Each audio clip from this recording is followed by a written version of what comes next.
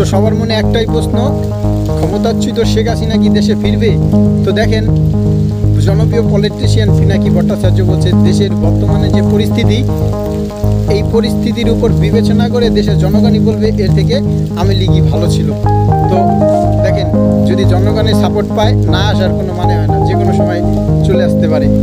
আর আরও এক জনপ্রিয় পলিটিশিয়ান বলতে আছে যে উনি যেহেতু পদত্যাগ করে না, এক কলমের খোঁচায় সব কিছু তছনছ করে দিই তার অন্তর্বর্তীকালীন সরকারের। তো এইরকম আরও বিভিন্ন ধরনের কথাবার্তা চলছে। কিন্তু দেখেন, এই যে শেখ হাসিনার এর কিন্তু একটা বড় সাপোর্ট আছে ইন্ডিয়া, এর একটা বড় সাপোর্ট আছে ইন্ডিয়া, নরেন্দ্র মোদী।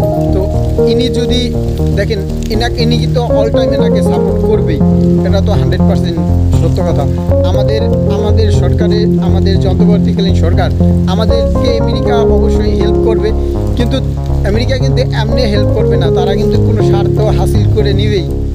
ওরা এত সহজে আপনাকে শুধু শুধু খাওয়াবে ঘরে বসে বসে, এটা না। ইন্ডিয়ার মতো একটা ক্ষমতাধর দেশের থেকে আপনারে রক্ষা করতে চাইলে ও আপনারে মনে করেন মাল লই চাইবই, যে মাল দাও অথবা সেন্ট মার্টিন দাও, এটা দাও সেটা দাও, এগুলো বলবেই। তো প্রশ্ন হচ্ছে এইটাই, সেটা না, প্রশ্ন হচ্ছে এইটাই যে আমরা যদি সেন্ট মার্টিনের মাধ্যমে আমেরিকার সঙ্গে বন্ধুত্ব করতে চাই, তার থেকে ইন্ডিয়া খারাপ কি ছিল? ইন্ডিয়া কি সেন্ট মার্টিন চাইছে আমাদের কাছে? ইন্ডিয়া তো সেন্ট মার্টিন চায় না। তো কয়েকদিন পর তো দেশের জনগণ বলবেই যে আমেরিকাকে কিসের জন্য দরকার, আমাদের তো ইন্ডিয়াই ভালো।